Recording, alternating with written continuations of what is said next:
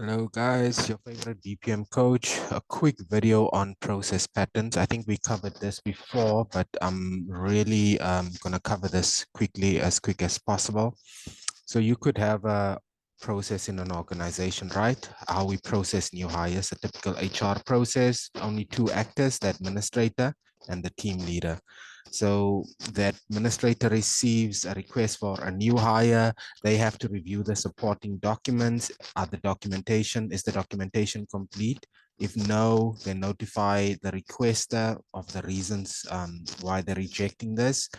Or if the documentation is acceptable, then they authorize the request and would then route the request to a team leader for approval. The team leader then does the last few steps. They review the request for this new hire. They process the new hire on the HR system, on the HR system, and they close the request. That's the end of the process. That's process one, right? The new hire. You could have a similar process for resignation. I'm not going to repeat the steps, but it's pretty much similar. There could be another process that you've documented where we process staff promotions. Let's call this process 3, how you process a promotion. Somebody gets promoted in the organization.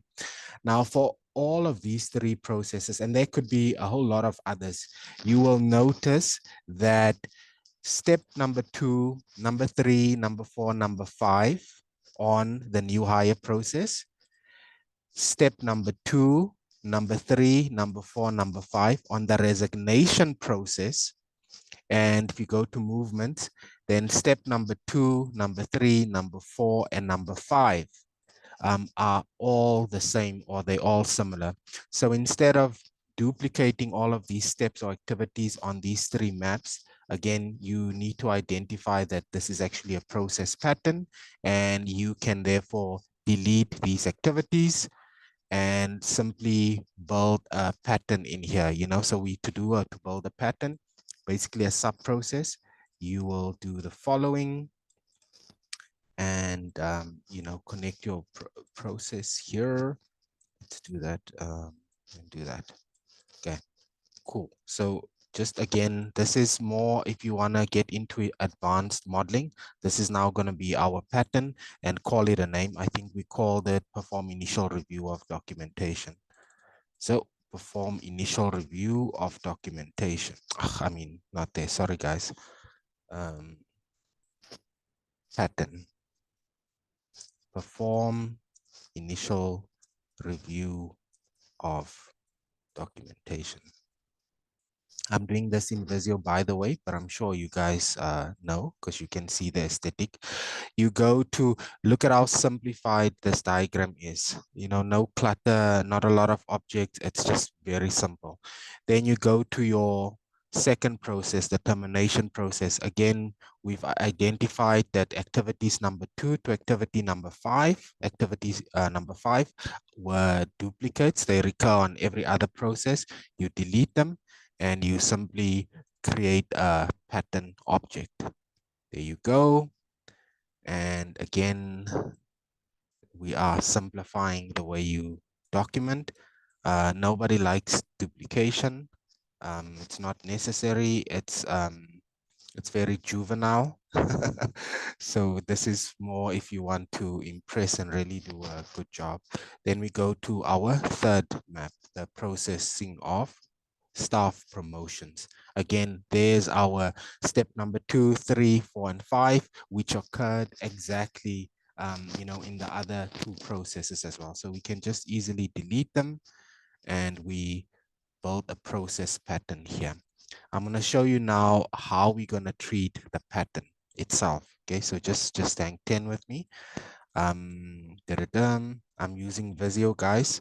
This is entry level, and it's a very good product. A lot of companies that don't have big budgets are still using MS Visio for their process management endeavors. It's a good tool. Let's go to our pattern now. So now you will have your pattern where all of those duplicate activities, the review of supporting documents, the notifying the requester why the reasons for the rejection, authorizing the request, routing the request to the team leader for approval. And then it goes into the team leader's process bucket. Let me just make that green. Then obviously, because we have 3 processes that kickstart this one, we need to reflect that correctly. So I'm just going to show you how to do that.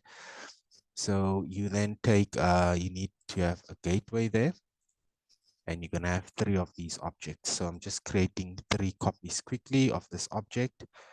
Control V. Yep, there we go. And I need to link each of them to this gateway. Okay. Let's just do this quickly. Obviously, some of you guys know what I'm doing, but again, this is for BPM practitioners that are just starting out, and you know, it's just to sort of train them and guide them along the way. Let's just do this quickly. Do that. Gosh, why is this giving such headaches? Ain't nobody got time for that.